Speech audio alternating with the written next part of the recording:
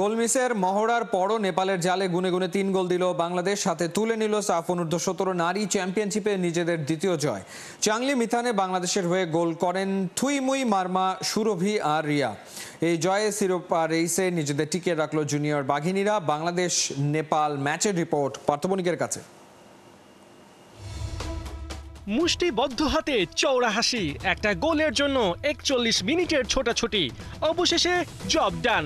তাও একটা নয়, দুইটা গোলে বাঘিনীদের কাছে নেপাল হয়রান। চাংলি মিথানে বাংলাদেশকে টেনে ধরার চেষ্টা, ডিফেন্সে প্রতিরোধের দেয়াল গড়া। নেপালের কোনো ট্যাকটিক্সই এদিন কাজে দেয়নি, উল্টো হিমালয় কন্যাদের ভূমিষ্যাৎ করে বাংলার বাঘিনীরা মাঠ ছেড়েছে জয় নিয়ে।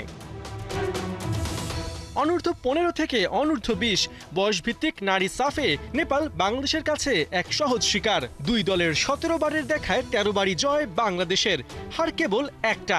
এমন দাপুটে রেকর্ডকে সঙ্গী করেই থিম্পুর চাংলি মিথানে মাঠে নেমেছিল অর্পিতা বিশ্বাসের দল। তবে সময় যায়, আক্রমণ হয়, কিন্তু গোলের আর দেখা মেলে না। ব্যাড লাক ফর সুরভি আকন্দ প্রীতি। ম্যাচের 7 মিনিটের মাঝেই পেয়েছিলেন দুইটা দারুণ সুযোগ। নেপাল কিপার লাক্সমি ওলির সাথে 1-1 থেকে গোল করতে ব্যর্থ হন এই ফরওয়ার্ড।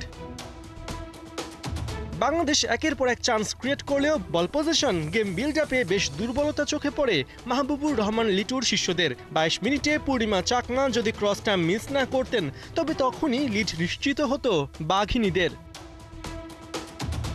এদিন নেপালি কিপার আর সুরভির মাঝে যেন এক অদৃশ্য দেয়াল ছিল। 35 মিনিটে টানা তৃতীয়বারের মতো 1-1-এ নেপাল কিপারকে বিট করতে ব্যর্থ হন এই ফরওয়ার্ড। অবশেষে 41 মিনিটে ডেডলক ভাঙেন থুইমুই মারমা। দারুণ এক শটে গোল করে বাংলাদেশকে এনে দেন লিড।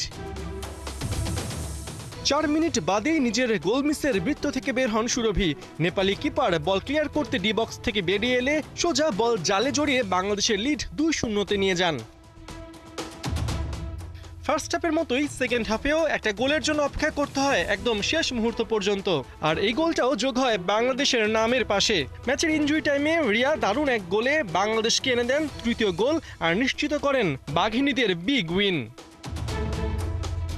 3-0 গোলে বাংলাদেশ আসরের দ্বিতীয় জয় নিয়ে মাঠ ছাড়লেও দুশ্চিন্তা এখনও কাটেনি। নিশ্চিন্ত থাকতে পরের 2 ম্যাচে নেপাল আর ভুটানকে হারাতে তো হবেই, সাথে শেষ ম্যাচে 31 আগস্ট ভারতের বিপক্ষে লাগবে অন্তত 3 গোলের ব্যবধানে জয়। তবেই সাফ অনূর্ধ্ব-17 শিরোপা হাতে উঠবে জুনিয়র বাঘিনীদের।